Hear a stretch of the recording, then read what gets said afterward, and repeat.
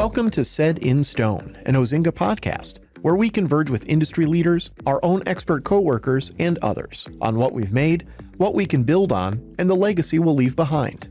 Subscribe to the program on your preferred podcast app, as well as on YouTube for full video of every conversation. We're also on Instagram at saidinstone_podcast. Today's guest is Rebecca Willett, Faculty Director of AI for the University of Chicago's Data Science Institute.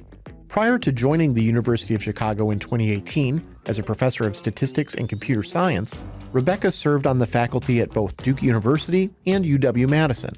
As artificial intelligence becomes more prevalent in our daily lives, we invited Rebecca to help us separate fact from science fiction and delve into how AI is leading the way in discoveries within pharmaceuticals, climate forecasting, and even companies like Ozinga.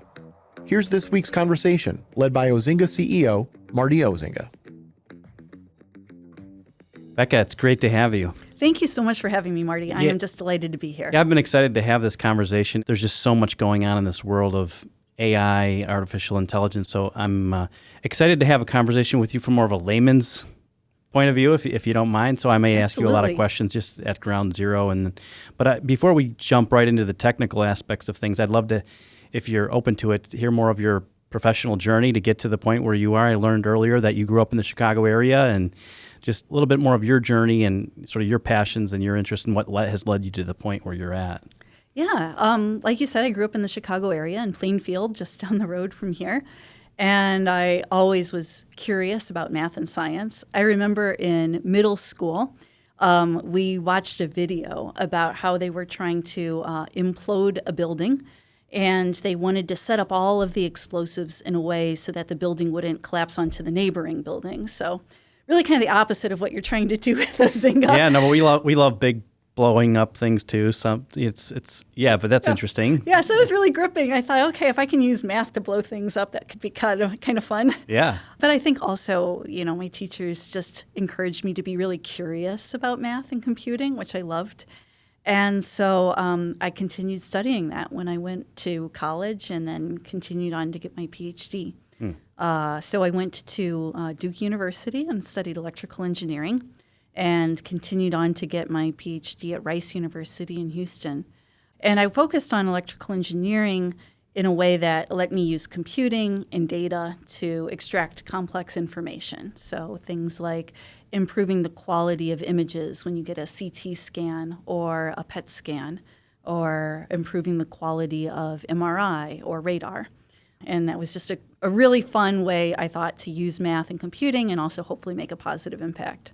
Was there something about the medical field that sort of started to open your mind up? What got you to that point to say, hey, that's something that I would be interested in pursuing? First of all, it was just fascinating to me that we could take these really indirect measurements of the body and form a picture that a doctor could look at without damaging a person. I mean, for instance, if you go and get a CAT scan, what they're doing is they are basically shooting X-rays into your body at different angles and measuring how much of that X-ray energy actually comes out the other side. So that data is nothing like an image. We have to use algorithms and computers to form an image to figure out where there might be tumors or lesions or other things. And that whole process was just fascinating to me, that we could take this data that, in my mind, is just totally uninterpretable and use it to form, a very useful image that I could look at and assess. It almost felt like magic. And then, getting to study it and figuring out what the underlying math was and why this worked so well was just intriguing. And then when it came to your PhD, what specifically what your thesis or what were you studying at that point? So with some of these different imaging modalities, like PET and CT, you don't want to shoot too many X-rays through a person. It can cause its own damage, right? Or if you're getting a PET scan and you drink some radioactive cocktail, you don't want to have to drink too much of that. But the lower you keep that X-ray dose, or the less radioactive cocktail you drink, the weaker the signal is, the more noise you have in all of your measurements. And so it makes it really hard to form an image accurately.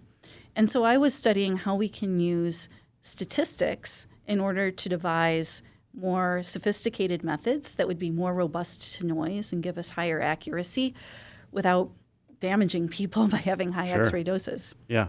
And in the process, did that open doors, or where'd you go from there? It did. I first of all got to work at GE Medical for a summer up in Waukesha, and really get to see how they design these scanners and work with doctors to optimize their algorithms, which I enjoyed. And then more recently, years later, when we started seeing AI methods being used more and more widely for things like figuring out what the content of an image is there a bird or a house in it? I started thinking more and more about whether those tools could be used to improve the quality of medical imaging. So could we use the same kind of techniques we're using for image recognition to improve the accuracy of the images we make from an MRI scanner or from a CAT scanner? And that also has been, just fascinating because, as I said, often the data has got weak signal or a lot of errors or noise in it, and we don't want to compensate for that by damaging the patient. And so what we've found is that we can actually use very rich sources of training data and AI technologies to achieve similar levels of accuracy without these sort of trade-offs of potentially damaging a patient. From Rice, where did that lead you to?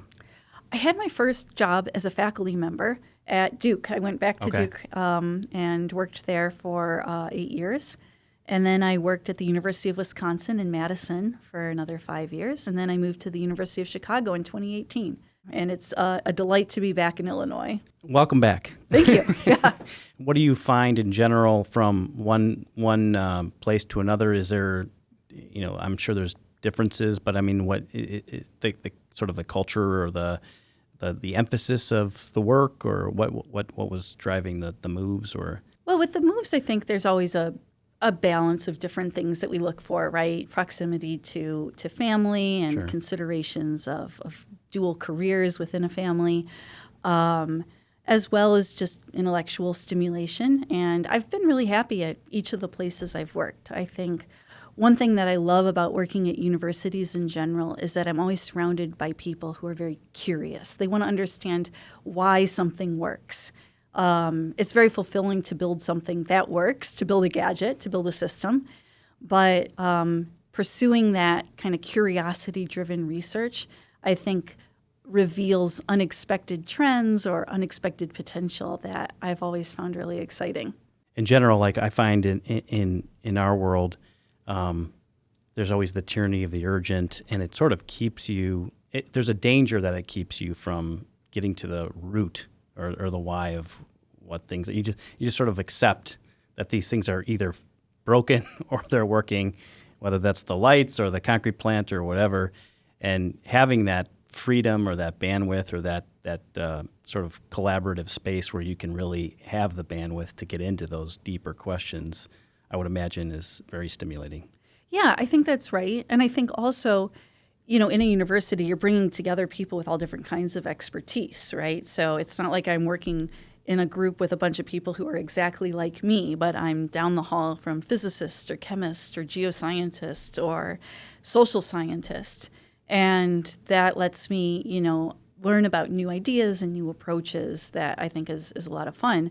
And I think similar to what you're trying to do here in Ozinga with even hosting this podcast, bringing in all kinds of ideas from different fields. Yeah, I think that's part of we're stumbling around in the dark a little bit, just getting started, but I think it's our opportunity to be curious and ask some people that we're not normally talking to necessarily about just what is happening around us, just different people in our community that are affecting, indirectly or directly, seeing some things that we may or may not see, in our everyday production of, say, making and delivering concrete or whatever. And so, I think it's super important. You guys have been around for almost 100 years. If you spend all your time putting out day-to-day fires, then you're not thinking about the next 100 years, right? Right. And so, if you want to really have that deep, long-term vision, you have to learn about everything going on around you. Yeah, we're always trying to, we're mindful of, our company started out delivering the immigrant family members were delivering vegetables door to door as vegetable peddlers. And then eventually the business was started as a coal delivery business. delivering coal door to door. And then at some point, both of those things phased out. And to see something in the future, we're always mindful of that legacy or that heritage, that there were things that people were good at, but eventually they were not needed in the same way. And so we're trying to, be mindful of what does the future hold that could disrupt or, our current way of life, and not just sort of, there's the book, Who Moved My Cheese? You just sort of stay there waiting for, the cheese used to be here and it's going to eventually be here again, and it may or may not be. Right. And so just that idea of, what is on the horizon, how might it affect and change our lives, and how quickly can that happen? And it feels like AI, in many respects, could be one of those things that all of a sudden, and there's a lot of like promise around that, but there's also a lot of fear around that one way or the other. And it depends on sometimes if you're a glass half full or a glass half empty kind of person. Before we just even jump into that, but like, if you could just from your perspective, just say even what artificial intelligence even is, it might be helpful. And then some of the other terms we hear, machine learning and some other things, it'd be good just to get sort of a 101 on some of these things. Right. So AI, or artificial intelligence, is actually a little bit hard to define. Different people have different definitions. But I would say a lot of the tools that we see and encounter in AI today fall under the umbrella of machine learning. So I think of machine learning as largely a subset of what exists in AI. And machine learning at its heart is really about learning by example. I actually have a couple of slides just to illustrate this. Perfect. So when we were kids, we learned how to tell the difference between cats and dogs. So we go to the park or look at picture books, and a grown-up would tell us, this is a cat, this is a dog. And they might even point out features like, the pointiness of the ears or the size of the animal. And after seeing lots of examples, we would form sort of a mental model. And then when we see a new animal, we can correctly classify it. So when we train a computer, the process is very similar. We have a large number of example images, and we assign numbers to each one of them, again, corresponding to features like ear pointiness or size. And we also have a label for each one of those images, whether it's a cat or a dog.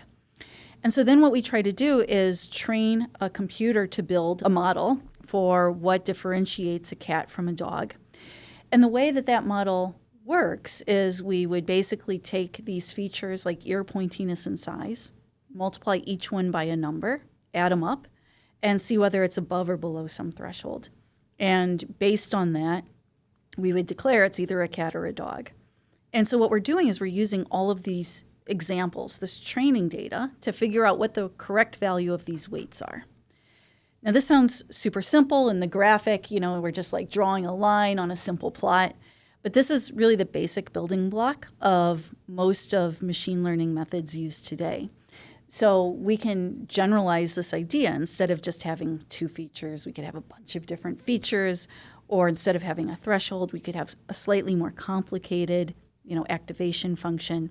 But once we do that, we can daisy chain these building blocks together to build what are called neural networks.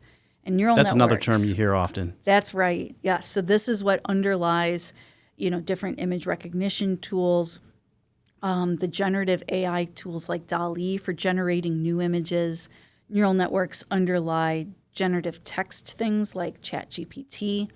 And so you see neural networks almost ubiquitously What is that right now. Neural? Why a neural network? What is that? So when people were first investigating these, they were inspired by the way the human brain works. We wanted to build machines that could learn and adapt the way our brains can learn and adapt.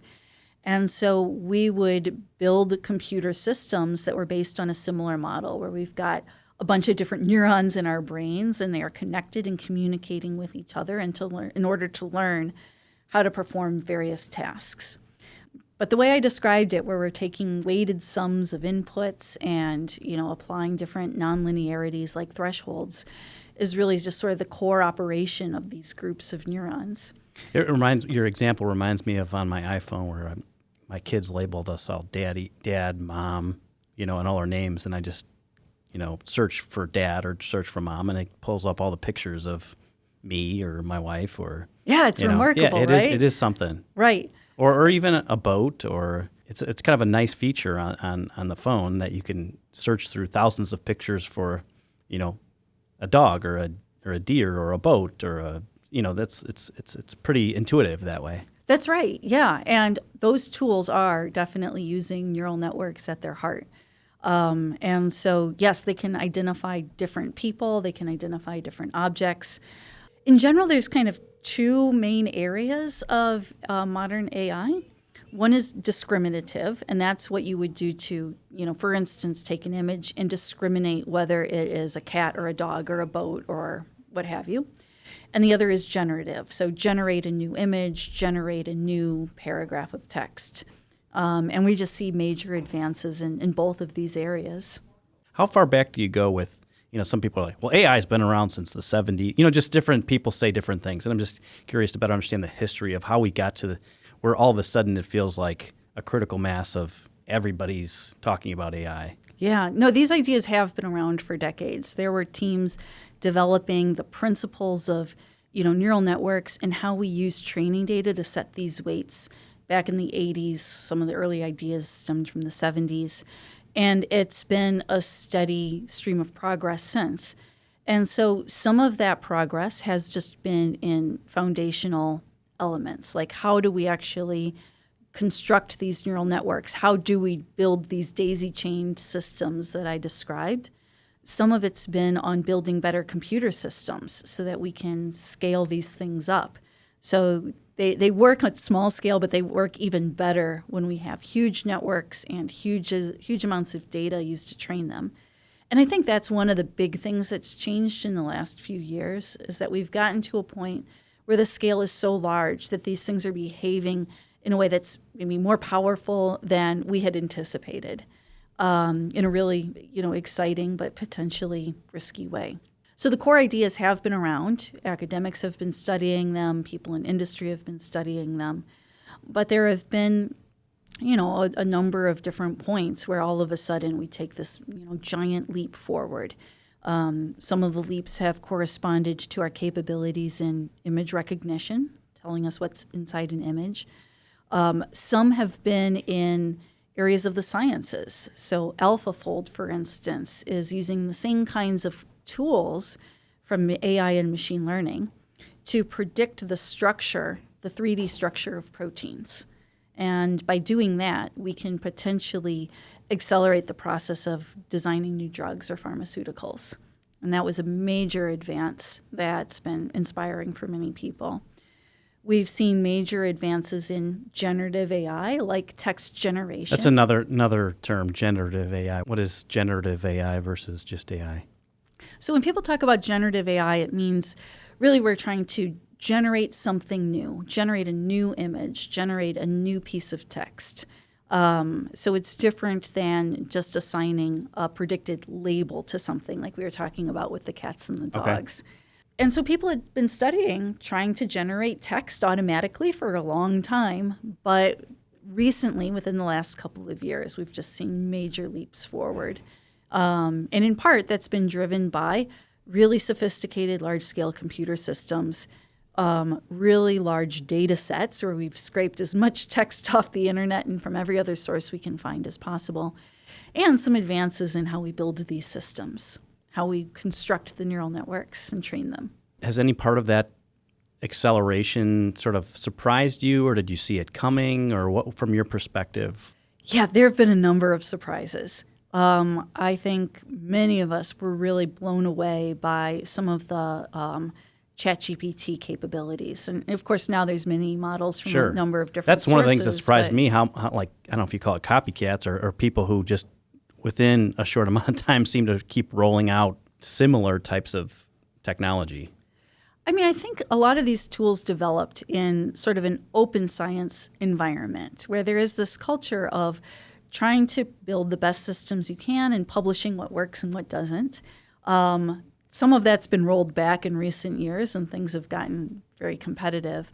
But, the community, both the academic community and the industry community, have been using similar types of neural network architecture, similar types of tools.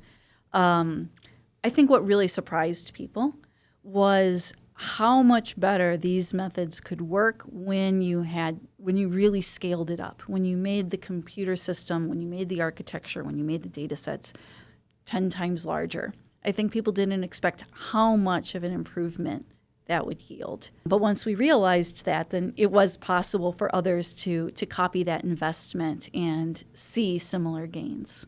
I think one of the things that surprises me is how fast, like, I don't know if it's computational power or what, but just, you could say, write me a book almost. I mean, it's just how fast these things operate. It's just fascinating to me. Now, whether they're accurate or not is, something else, but it is something that's unique and different. Right. No, it's phenomenal. Now, that does come with a cost, right? When you look at the data centers and the systems that are running these algorithms, they're spending a huge amount of money on the electricity to power that, Right. And cooling systems for their data centers. Things I think that Ozinga is helping to build. A lot of concrete we're supplying to data centers. Yeah. Which we appreciate. Of course, yeah. And I think that it's a great opportunity for Ozinga. There's a lot of need there and a lot of excellent potential.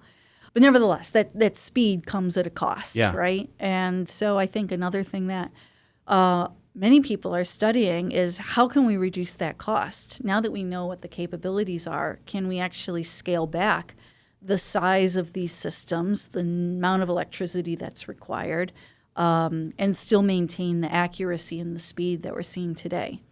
As a professor, how do you view this with your students? I mean, it's an interesting time, especially with like a chat GPT and these different things. I mean, how do you encourage your students to use these, or do you say be careful with how you use them because there's for plagiarism and other issues? How do you coach or teach students on this topic? So I think it's very context dependent. So when we're doing research and I'm working with students, trying to develop a proof for a theorem we're trying to develop, sometimes they'll say, well, I've got this one piece and I'm not sure how to prove it. I'll ask ChatGPT and ask it to tell me about some techniques and give me citations to papers that I should go look at or books that I should read. And then I follow up with those papers or those books. So I use the ChatGPT as a source of inspiration and ideas, but I'm still going through and I'm carefully looking at, what these techniques look like and verifying every step. And that seems like a totally appropriate and useful way to employ these systems. And do you do that yourself? Yeah, I do. In your own work? Yeah. I do, yeah. And it has been a great source of inspiration for me. I do the same. I would agree. I almost think of it as like a strategic thought partner in a way. Someone that I can almost like another person that I could start to bounce ideas off of. What do you think of this? What do you think of that? And a lot of things I hadn't thought of. Right. I think that's where it's helpful. I'm making a list of, different examples of phenomenon A.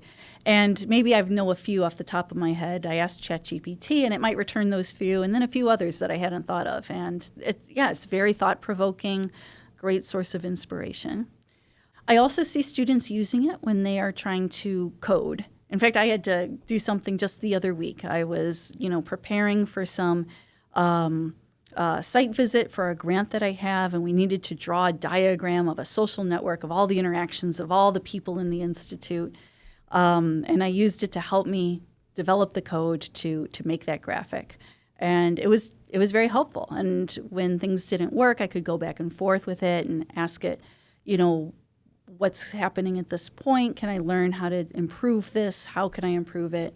And so it's a useful tool. And again, I think that's not really in the realm of plagiarism. But then finally, there is using it for writing support. And that's where, first of all, again, it can be helpful. Certainly, I use the tools that improve grammar. It's corrected my rate of typos, or improved my rate of typos quite a bit. The prose that it generates, though, is often, honestly, a little bit boring. Mm-hmm. And so I find that I rarely use it. Sometimes I will ask it to condense something. Sometimes I have to write something with a word limit, and I'm verbose, so I'll ask it to help me pare things down. But then still, I'm going through sentence by sentence and evaluating what's been cut or what words have been changed and whether it makes sense or not. So I'm rarely asking it to generate text and using it verbatim. When you think about the pace of, say, the development and progress, if you want to call it that, of AI, over against, the historical game-changing, industrial revolution or the internet or, just different things. How do you see the pace? Let's just go back to the internet, when that started really changing life for most people. Right. And the pace of, how it changed things. How do you view the pace of what we're in the midst of right now? I think it's faster. I think it really is. We see evidence of different use cases and lots of different places where it's really going to be transformative in a way that was a little bit more opaque in the early days of the internet. And so, in the early days of the internet, we saw people using it for, message boards and communications, maybe some early online stores, many of which were going out of business. It wasn't clear there was a profit model. I remember when the first time that Amazon made a profit and everybody was happy that there was they evidence weren't making someone profit for could a make long a profit. time. No, they weren't. And everybody was very places, skeptical of how is this possible to even go on for, without ever making a profit. But it's one of the most profitable companies in the world now. So. Exactly. So, yeah, I feel like the internet boom, had it felt like a slower pace of change than what we're seeing now. And it can be a little intimidating, right? There are definitely risks associated with these things. Yeah. What are some other risks that come to mind for you? The things that we as a society should be concerned with or watch out for. Yeah. So you mentioned the plagiarism, but right. Yeah, that one actually is not at the top of my list. I'm much more concerned with the misuse of these systems. I think we have seen examples in the media with people creating what are called deep fakes. So, maybe somebody, asks to have a video call and they say they're from my bank and everything looks totally legitimate. Maybe the video even looks like someone I've talked with at my bank when I visited in person. And if I can't tell the difference between what's AI generated and what's reality, then I risk, compromising private information or what have you, right? A lot of scamming out there. A lot of scamming. A lot of people using these kinds of things to create political misinformation, which certainly affects all of us. And so I think that's a real concern. The other thing, it seems like on the flip side of the political misinformation, you can call everything misinformation and nothing is true. But that's sort of the predicament we find ourselves in. That's exactly right. Like anything could be manipulated, so everything is possibly manipulated, whether it's true or not. That's just a strange time. Right. No, I think it just reduces the amount of trust we have in any information that we receive. To me, that's a fascinating topic, the idea of trust. Yeah. Just there's a breakdown in trust in institutions and people and everything. And is this going to help or hurt that? And there could be a little bit of both. Right. I mean, I do want to emphasize, like, these things are definitely run and controlled by humans. It's not like AI has gone rogue but could it go rogue someday? I mean, there's lots of movies about this, or anyway. There are, yeah. They don't usually end well either. No. I think there's low risk of that. We've seen no evidence of that happening. I think it's much more likely that humans will instill too much trust in these systems and allow them to make decisions that are not in our best interest as a society. But that's certainly something that we as a society can control. And so I think our job is to be vigilant and to ask hard questions and to be skeptical. Yeah, critically think about what it's even saying. Sometimes I'll have a thing with ChatGPT and it gives me an answer. I'm like, that doesn't sound right. Like, yeah, you're right. That it's not right. It's like, what? Yeah. You just told me something very authoritatively. And now because I've challenged you on it, you said it. Yeah, I was wrong. Some of it reminds me a little bit of Google Maps. You might put in your destination and they kind of turn off that part of your brain to get there. Right. So there is a concern that we give so much of our thinking over to this stuff, and we're not critically thinking about all kinds of things that we were forced to figure out, grow things or build things or anything. It's just doing it all. Too much of it's doing for us that we don't really know how to do anything anymore. Yeah, and I think, you see more and more questions about what's the future of the workforce. What kinds of jobs may or may not be replaced by AI? And many companies really want to maximize their efficiency. But I do worry about, cutting jobs and replacing those jobs with AI systems that we haven't fully vetted, that may or may not have the accuracy that we demand or may not be as trustworthy as their human counterparts. I think the long-term hope is that we can use these systems to replace more menial tasks and provide more opportunities for all of us to have more exciting and engaging jobs. But I think a risk is trying to adopt too quickly without enough oversight and without enough careful thought. There's some people who are afraid or have a point of view that AI is going to be, make things so optimal that, we will have a whole slice of the population that we won't even have jobs for. And so we should have maybe some kind of universal basic income, and just different people coming up with different ideas about what we're going to have to do to address, so many people being put out of work or whatever. What is your point of view on that subject? I guess I would say two things. One is just thinking in general about what's the future of capitalism is a pretty hard question where I don't claim to have any expertise. But I do think it's important, right? We see idealistic perspectives like in Star Trek where we live in a post-need society and people find jobs because they're fulfilling. And certainly I think that's an ideal. But how we get to that point where we can really meet everybody's needs and still have a functional society, it's not so clear how to manage that. But I would also say that, I don't think it's time to panic either. I was reading an academic study just a week or two ago where they were looking at one particular use case of AI, and this is to help people with software development. And this has been touted as something that can make software developers much more efficient so that a company, like Ozinga perhaps, might decide to have fewer software developers on staff because the ones that they keep would be using these AI tools and increase their efficiency. So in this study, they asked people ahead of time, the software developers that they were going to experiment with, did they think that AI would make them faster? And for the most part, they said yes. They thought it would make them about 25% faster.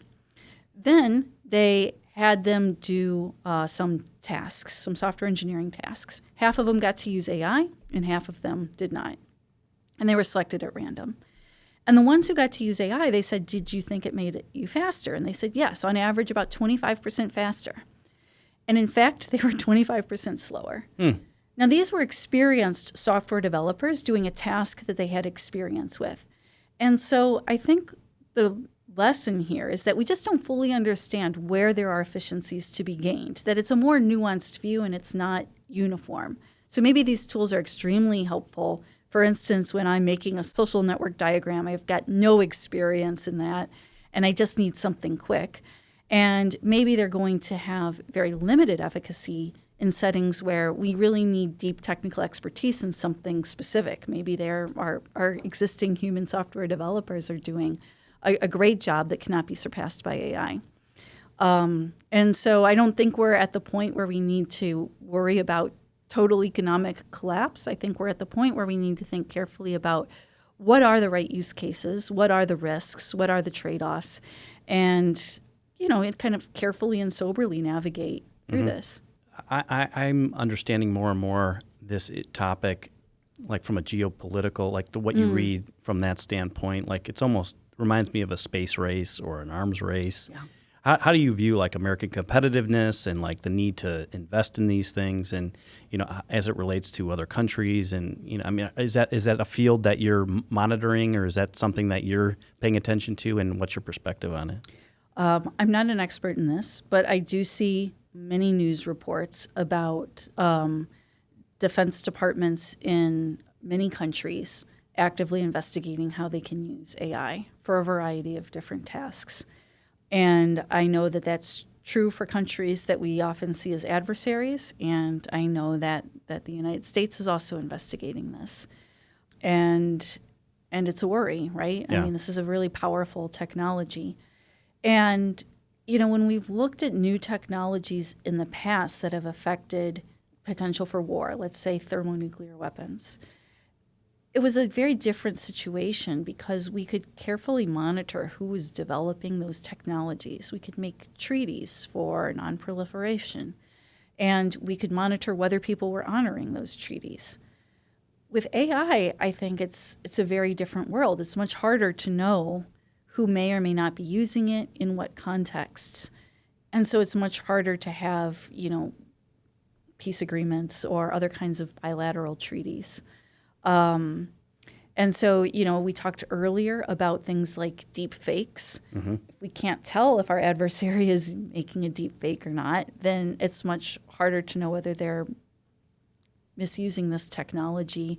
And I think that increases the risk. That's helpful. Maybe more on a local basis, how do you view just Chicago, as a metro, with respect to talent and its future around, like what role it plays in AI over, against other metro areas of the country, one way or the other? What is your perspective there? I just think there's so much potential in Chicago. I think when most people think about AI, regions of the country where there's a lot of AI activity, their minds immediately go to places like Silicon Valley, Sure. maybe Boston and Austin, Texas. And there's excellent work being done there. But I think, Chicago is just really at the forefront and doing exciting things. First of all, we've got a collection of top-notch universities doing super exciting work. The University of Chicago, where I'm at, Northwestern, the University of Illinois at Chicago, the University of Illinois at Urbana-Champaign, and then a variety of neighboring schools in Wisconsin, Michigan, Indiana, Missouri.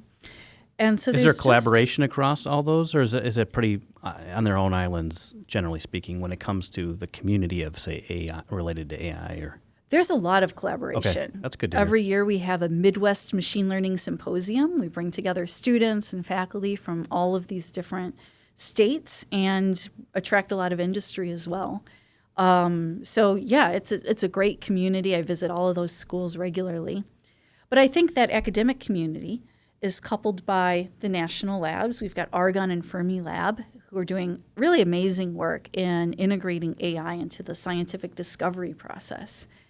And then we also have excellent industry. We've got companies like Ozinga, who are really thinking critically about how they can integrate AI into their workflows, improving the quality of their products.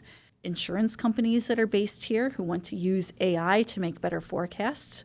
The Chicago Biomedical Consortium that's trying to think about how we can invest in different biomedical startups in the Chicagoland area. And many of them are trying to integrate AI into their workflows and processes. And then we just have a really talented population. I mean, you've hired in the Chicago area, right? There's a number of skilled people here. And so I think Chicago is an excellent place for AI. That's good to hear.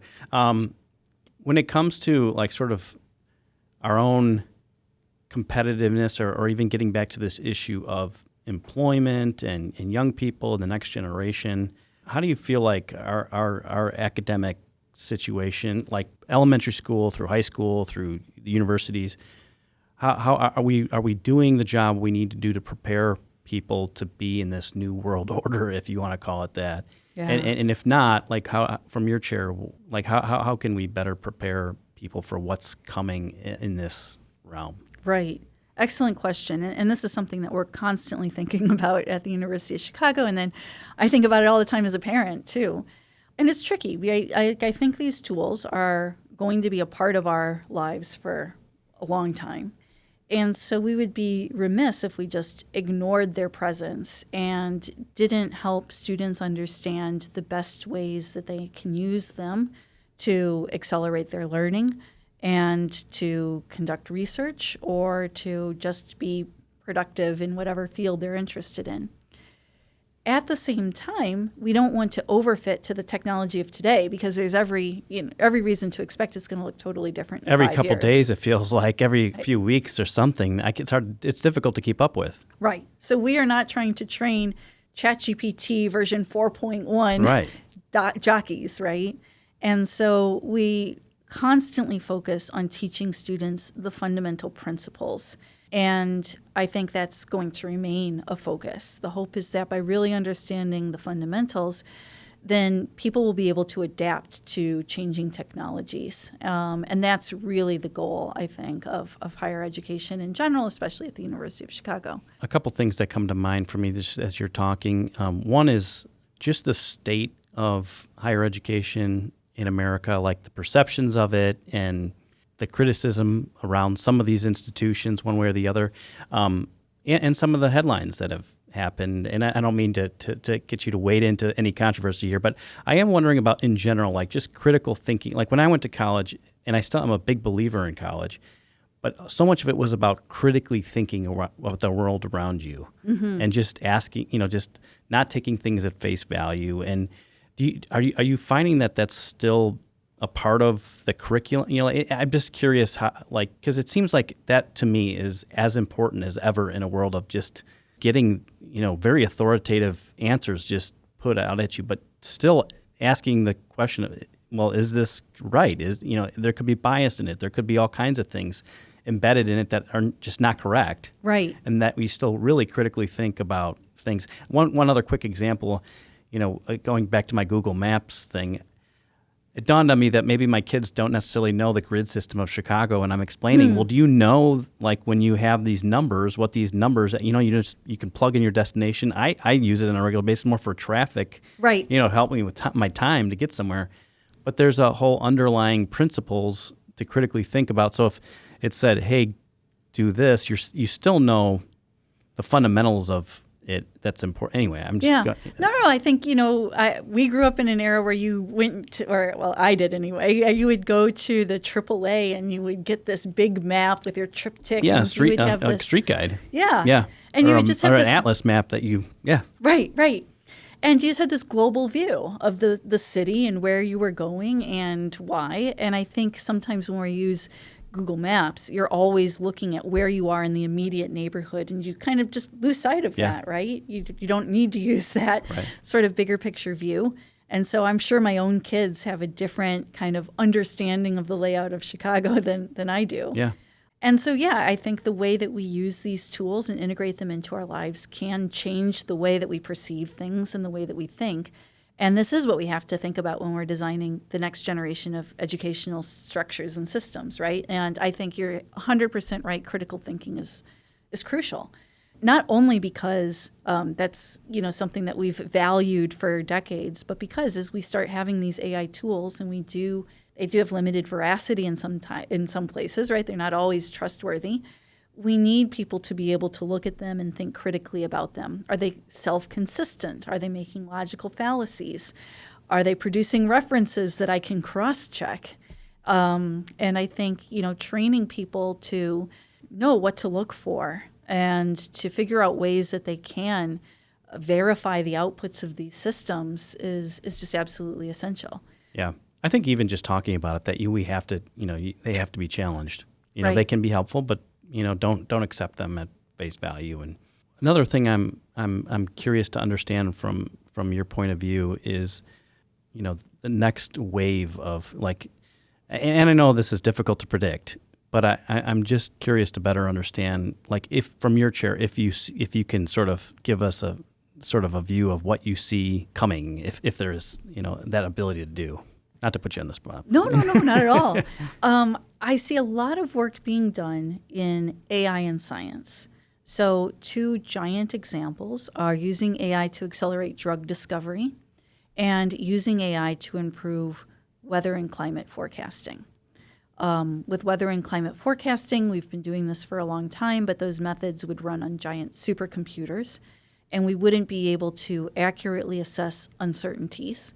With AI models, the hope is that we're going to be able to get we know we can get much faster forecasts, and the hope is that that's going to facilitate much better understanding of where we're uncertain and why. Those are just 2 examples. Sure. Yeah, 2 big ones. Material science is another one, which of course is near and dear to the heart of Ozinga, I'm sure. Yeah, there's so much. I think part of the issue is there's so much data, and it becomes overwhelming to sort of parse through it all. We're building, this is a new term for us, but this data lake, this idea of this whole big repository of data that we can call and start to get better, smarter, intelligent information, because it's more at our fingertips. It can help process it faster, but it's all collected to a central repository, and then you can sort of better integrate or ask questions or formulate off of it. Yeah, that's 100% right. I think that also talks about or speaks to two other kind of big trends in AI right now. So one is what's called foundation models. So imagine that you want to optimize the formula that you use for concrete, but you only have a limited number of training samples of concrete. Mm-hmm. But at the same time, you've got huge libraries or a lake of data related to other aspects of material science. And so then the question is, what can you learn from that you can then bring to bear on your specific concrete problem where you don't have as much data? So can I just build a generic model for material science that then I can modify using my limited, say, concrete data? And so people are exploring that more and more, like how do we build these, in what context do they work, what are their limitations? Another one is trying to train AI systems to do higher order reasoning. So for example, in the context of optimizing your formula for concrete, one thing you could imagine happening is an AI tool just says, try this formula, I think it'll be great. But what you'd really like perhaps is for it to say, this is sort of what I think is the reason that some formulas are working better than others. And this is really what you should think critically about as you are investigating new formulas. So really getting more into the why something is working as opposed to just making a prediction of what will work better and what will work worse. And so more generally, people are looking at these foundation models and reasoning models in a variety of different settings, just not just concrete, but there's a lot of interest in it. Yeah, I think in our business, we're sort of the mind that we want to be like very aware of technology and how it can disrupt and optimize and help us better serve our customers. Right. What's been interesting to me is as we felt about a year ago that we needed to really start talking to our folks about AI in terms of, hey, this is coming, and give them permission, because the flip side is that, hey, be very careful, don't touch this, it could cause a cyber attack, legitimate concerns. Mm-hmm. But what we're finding now that we've given permission is every department, every part of our business is starting to embrace it and see it, like the HR department with recruiting or, other things within HR around, our healthcare costs and, just start to monitor some healthcare things. Our safety people, our lab people around predictive modeling, around the material science and the compressive strengths that we're getting. There's just a whole host of things all over the place that, certainly our back office with the financial stuff. And it's just like no part of our business is not finding a way to optimize to some degree. I have a concern for people who decide that they're just not going to learn them. They're not going to learn how to use them. It reminds me of something years ago where, someone decided if they bring in the computers, I quit. I'm just not doing that. And it's like, well, that sounds laughable now that you wouldn't use a technology that makes us all more efficient. That's right. And I just think sometimes, people are right to be skeptical of something for various reasons, but at the same time, it's important to make sure you understand and learn about this issue. Yeah, I think that's right. And, with the advent of computers, there were some jobs that we no longer have, and new jobs emerged, right. New opportunities emerged. And that's really my hope with AI as well, that, yes, it's possible that some jobs are going to go away, and the hope is that we will then have opportunities for new jobs to open up. It's I find it a little bit difficult to predict, who's going to be affected first and, where that's always going to be. And to your point, too, about let's not throw a bunch of resources at training on this thing when that could become irrelevant in 6 months. Yeah, I think you're right. I think that, when we play around with these tools at home, they can seem extremely powerful. And then when you start to deploy them in the real world, you run across all different kinds of challenges.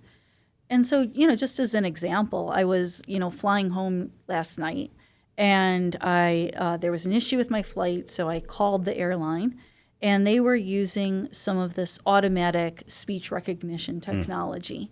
And it was really struggling because I was in the airport and I was surrounded by other people who were talking. And a human would be able to Yeah. understand me despite the background noise, and the automated technology was not. And I was honestly very surprised because I thought this was a problem that people have been looking at for decades. And I really thought that, a major airline would be able to do better than it was actually doing. Yeah. And so I think that, actually deploying these tools in the wild and having them work at the standard that we want is actually way more challenging than maybe people realize. All kinds of difficulties can arise when you're actually deploying these things. They're being used by thousands, hundreds of thousands of people in a variety of different circumstances and settings. Yeah. I think in my head, similar to the internet, where you had all these ideas of the things it was going to do and the pace at which it was going to do it.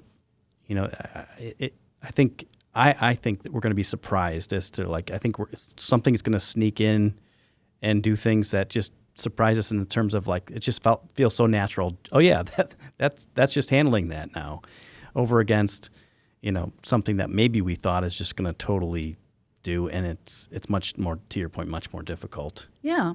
I mean, another thing that we talked a little bit about is drug discovery, right? So AlphaFold developed some of the first tools for predicting the 3D structure of proteins. And people thought, okay, if we can do that, then we can use that to predict when a molecule is going to be able to bind to the protein and maybe help us cure some disease or alleviate some disease.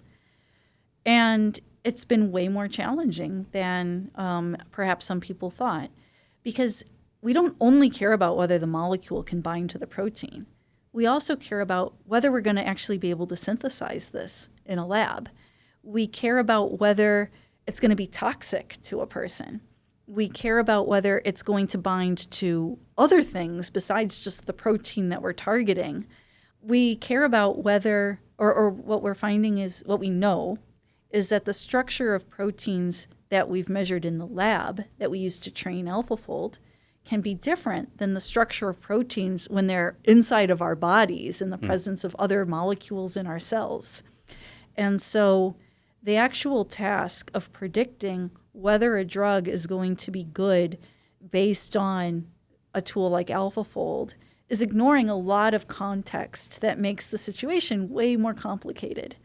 And I'm not picking on AlphaFold by any means. Mm-hmm. It's just an example of how we've seen AI tools make major steps forward that are extremely impressive and really changing the face of an entire industry. And yet, it's not like the humans are not needed. There's a huge number of different challenges that we need to resolve. And I think that that's true not only in the context of drug discovery, but in a variety of other potential use cases for AI. My son got me this Whoop, which is a wearable a few weeks ago, and it's been interesting that it monitors a number of things, and then over a few weeks of monitoring, now AI kicks in and starts to be like a coach as far as talking, let's have a conversation about what I'm discovering on your vitals and your sleep habits and all your stress levels and that kind of thing. And here's some of the things that you can do to sort of be proactive about your health. And yet, as we're sitting here talking today, I'm like, well, I don't know if this coach is leading me in the right direction, because maybe it's, so it's just, again, it goes back to that critically thinking about, making sure that because these things, they have a tendency to talk with authority too, which is interesting. But anyway, yeah, I don't know. Yeah. My health coaches are AI or otherwise always say I need to lay off the Oreos. Yeah, it's not like this is news to me. It always comes back to you need more sleep, less sodium, more exercise. It's like, yeah, But I do think there's potential. Someone was telling me about using AI to assess a patient's voice when they're talking to their doctor, because there are certain diseases that are manifested by, like tremors in the larynx. And those can be really hard for a human to detect. But using a recording and AI tools, you can detect them, and it can lead to early detection of certain kinds of diseases. And that's just one example. I think people are very interested in using AI to come up with potential, early detection tools that I think is really good. I also feel like, more and more when we go to the doctor, they're spending half their time, entering in everything we tell them into our MyChart, right? Right. And I think they don't enjoy that any more than we do. And I think people are using AI tools or developing AI tools that will just take care of that process so that hopefully, right, the dream is that we'll just have more of a natural conversation with our doctor, and the AI tools will be able to extract summaries and fill out the My Chart, and a human can very quickly verify that it's correct, as opposed to spending all of the time that we have with our doctor filling out forms. And so I think there's just an enormous amount of potential for AI within healthcare contexts. And, certainly if you've ever had a loved one in the hospital, you know that there can be lots of frustrations, right? Medicine's not delivered on time, or sometimes mistakes get made. And, I think there's potential for improving operations there. I know a number of companies are looking at that. I do think it's possible healthcare will be transformed. A former colleague of mine was looking at racial bias in AI systems used in healthcare settings. And this was a system that, I was talking before about having unbalanced data and training it on data that was unbalanced. So this company that had developed this AI tool made sure that they had balanced data, so maybe equal numbers of black and white people. And yet there was still evidence of racial bias. And so they were trying to figure out, well, what's going on here?